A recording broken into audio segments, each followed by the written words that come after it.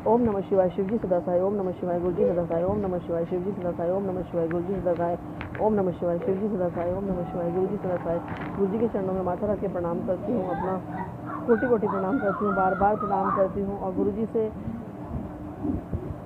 को शुक्राना करती हूँ। गुरुजी ने मेरा हाथ पकड़ा और मेरे जीवन में दुख तकलीफ परेशानी सबको ख़त्म करके, और पता नहीं क्या क्या परेशानियाँ थी, क्या क्या कमियाँ थी, सबको दूर करके गुरुजी ने मुझे अपनी शरण में लिया। इसके लिए मैं अपने गुरु पापा को अनंत अनंत अनंतम शुक्राना करती हूँ। गुरु पापा, आपका हृदय से शुक्राना, भगवान से शुक्राना, हर सांस से शुक्राना, हर वेले शुक्राना, शुक्राना शुक्राना शुक्राना।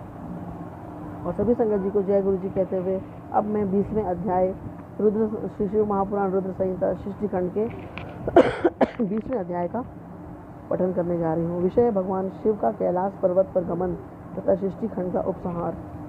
ब्रह्मा जी बोले, हे नारद, हे मुने, कुबेर के तपोबल से भगवान शिव का जिस प्रकार पर्वत श्रेष्ठ कैलाश पर शुभागमन हुआ वह प्रसंग सुनिए।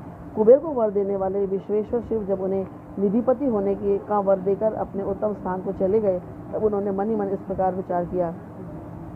ब्रह्मा जी के ललाट से जिनका प्रादुर्भाव हुआ है तथा जो प्रलय का कार्य संभालते हैं, वे रुद्र मेरे पूर्ण स्वरूप हैं, अतः उन्हीं के रूप में मैं गुह्यकों के निवास स्थान कैलाश पर्वत पर जाऊंगा। रुद्र मेरे हृदय से ही प्रकट हुए हैं। वे पूर्णावतार निष्कल निरंजन ब्रह्म हैं और मुझसे अभिन्न हैं। हरि, ब्रह्मा आदि देव उनकी सेवा किया करते हैं। उन्हीं के रूप में मैं कुबेर का मित्र बनकर उसी पर्वत पर विलासपूर्वक रहूंगा और महान तपस्या करूंगा। शिव की इस इच्छा का चिंतन करके उन रुद्रदेव ने कैलाश जाने के लिए उत्सुक हो उत्तम गति देने वाले नाद स्वरूप अपने डमरू को बचाया।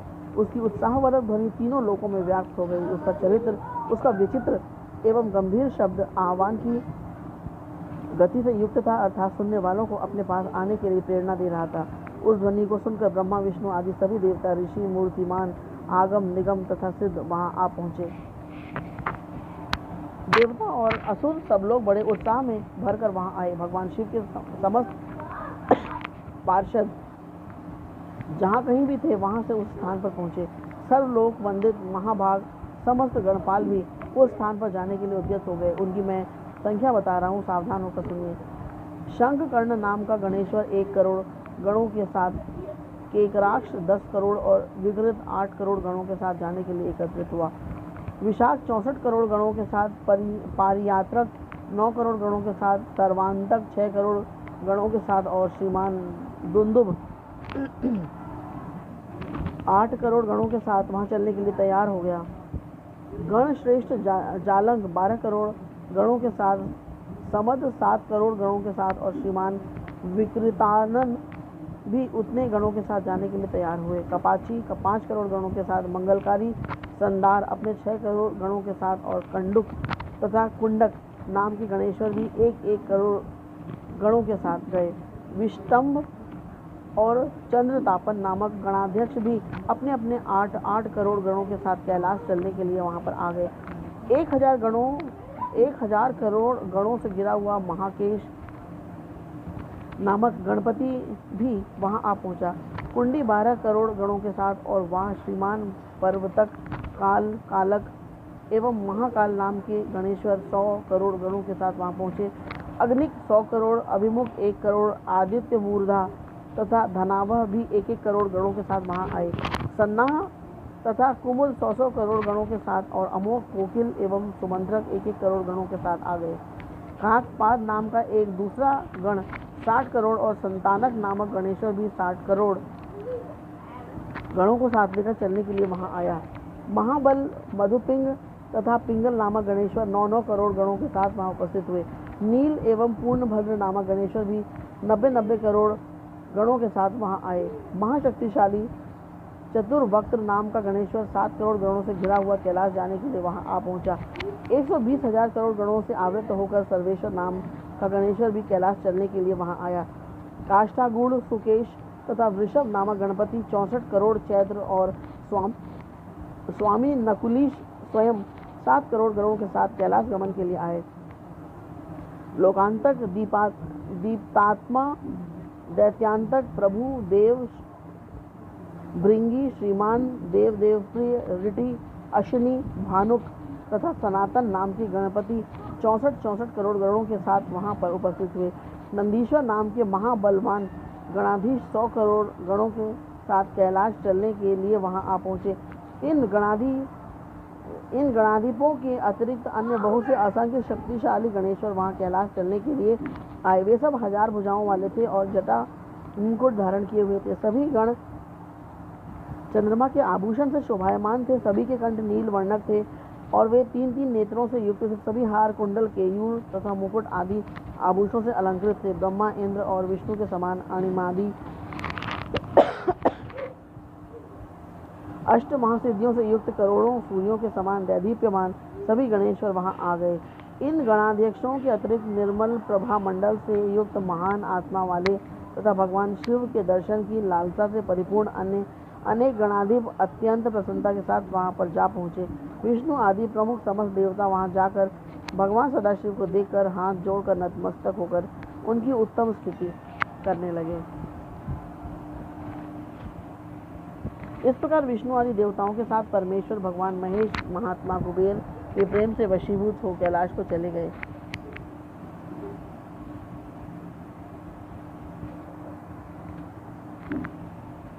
कुबेर ने भी सपरिवार भक्तिपूर्वक नाना प्रकार के उपहारों से वहां आए हुए भगवान शंभू की सादर पूजा की। तत्पश्चात उसने शिव को संतुष्ट करने के लिए उनका अनुगमन करने वाले विष्णु आदि देवताओं और अन्य गणेश्वरों का भी विधिवत पूजन किया। इसके बाद उनकी सेवा को देखकर अति प्रसन्नचित भगवान शंभू कुबेर का आलिंगन कर और उनका सिर सूंघकर अलकापुरी के अति निकट ही अपने समस्त अनुगामियों के साथ ठहर गए। तदनंतर भगवान शिव ने विश्वकर्मा को अपने तथा दूसरे देवताओं के भक्तों के लिए उस पर्वत पर निवास हेतु यथोचित निर्माण कार्य करने की आज्ञा दी। हे मुनीश्वर, विश्वकर्मा ने शिव की आज्ञा से वहां जाकर यथाशीघ्र ही नाना प्रकार की रचना की। उस समय विष्णु की प्रार्थना से शिव प्रसन्न हो उठे और कुबेर पर अनुग्रह करके वे कैलाश पर्वत पर चले गए। शुभ मुहूर्त में अपने निवास स्थान में प्रवेश कर भक्त वत्सल उन परमेश्वर ने अपने प्रेम से सबको सनात कर दिया। सभी प्रमुदित विष्णु आदि देवता, मुनिगण और अन्य सिद्धजनों ने मिलकर प्रेम पूर्वक सदाशिव का अभिषेक किया। हाथों में नाना प्रकार के उपहार लेकर सबने क्रमशः उनका पूजन किया और बहुत महोत्सव के साथ सामने खड़े होकर उनकी आरती उतारी। हे मुने, उस समय आकाश से मंगल सूचक पुष्प वृष्टि होने लगी और अत्यंत प्रसन्न होकर गान करती हुई अप्सराएं नाचने लगी। सब ओर जय जयकार और नमस्कार के सुसंस्कृत शब्द गूंजने लगे। उस समय चारों ओर एक महान उत्साह व्याप्त था जो सबके सुख को बढ़ा रहा था। उस समय सिंहासन पर बैठकर भगवान सदाशिव अत्यंत सुशोभित हो रहे थे और विष्णु आदि सभी लोग बार बार उनकी यथोचित सेवा कर रहे थे। सभी देवताओं ने पृथक पृथक रूप में अर्थ भरी वाणी और अभीष्ट वस्तुओं से लोक मंगलकारी भगवान शंकर का स्तवन वंदन किया। प्रसन्नचित सर्वेश्वर स्वामी सदाशिव ने उनकी स्तुति को सुनकर प्रेम पूर्वक उन्हें मनोवांछित वर दिए। हे मुने, अभीष्ट कामनाओं से परिपूर्ण प्रसन्नचित वे सभी देव, मुनि और सिद्धजन भगवान शिव की आज्ञा से अपने अपने धाम को चले गए। मैं भी विष्णु के साथ प्रसन्नता पूर्वक चलने के लिए उद्यत हुआ। तब श्री विष्णु और मुझको आसन पर बैठाकर परमेश्वर शंभु बड़े प्रेम से बहुत समझाकर अनुग्रह करके कहने लगे। शिव जी बोले, हे हरे, हे विधे, हे तात, सदैव तीनों लोकों का सृजन और संरक्षण करने वाले, हे सुरश्रेष्ठ, आप दोनों मुझे अत्यंत प्रिय हैं। अब आप दोनों भी निर्भय होकर मेरी आज्ञा से अपने अपने स्थान को जाएं। मैं सदा आप दोनों को सुख प्रदान करने वाला हूँ और विशेष रूप से आप दोनों के सुख दुख को देखता ही रहता हूँ। भगवान सदाशिव के वचन को सुनकर मैं और विष्णु दोनों प्रेम पूर्वक प्रणाम करके प्रसन्नचित होकर उनकी आज्ञा से अपने अपने धाम को लौट आए। उसी समय प्रसन्नचित भगवान शंकर निधिपति कुबेर का भी हाथ पकड़कर उन्हें अपने पास बैठाकर ये शुभ वाक्य कहने लगे। हे मित्र, तुम्हारे प्रेम के वशीभूत होकर मैं तुम्हारा मित्र बन गया हूँ। हे पुण्यात्मन, भय रहित होकर तुम अपने स्थान को जाओ, मैं सदा तुम्हारा सहायक हूँ। भगवान शंभू के इस वचन को सुनकर प्रसन्नचित कुबेर उनकी आज्ञा से प्रसन्नतापूर्वक अपने धाम को चले गए। योग परायण, सब प्रकार से स्वच्छंद तथा सदा ध्यानमग्न रहने वाले भगवान शिव अपने गणों के साथ उस पर्वत श्रेष्ठ कैलाश पर निवास करने लगे। कभी वे अपने आत्म स्वरूप ब्रह्म का चिंतन करते थे, कभी योग में तल्लीन रहते थे, कभी स्वच्छंद मन से प्रेम पूर्वक अपने गणों को इतिहास सुनाते थे और कभी विहार करने में चतुर भगवान महेश्वर अपने गणों के साथ कैलाश पर्वत की टेढ़ी मेढ़ी उबड़ खाबड़ गुफाओं तथा कंकराओं में और अनेक सुरम्य स्थानों पर सुसंगठित होकर विचरण करते थे।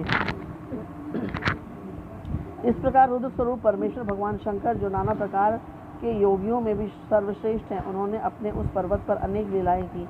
इस प्रकार बिना पत्नी के रहते हुए परमेश्वर सदाशिव ने अपना कुछ समय व्यतीत करके बाद में दक्ष पत्नी से उत्पन्न सती को पत्नी के रूप में प्राप्त किया। तदनंतर हे देवर्षे, हे महेश्वर, उन दक्षपुत्री सती के साथ विहार करने लगे। इस प्रकार सती के साथ पति रूप में लोकाचार पारायण रहते हुए वे बहुत ही सुखी थे। हे मुनीश्वर, इस प्रकार मैंने आपको रुद्र के अवतार का वर्णन कर दिया है।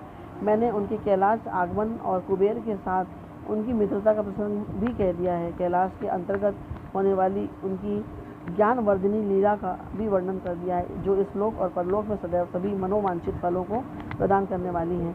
जो एकाग्रचित होकर इस कथा को सम्यक रूप से पढ़ता अथवा सुनता है, वह इस लोक में सुख भोग कर परलोक में मुक्ति प्राप्त करता है।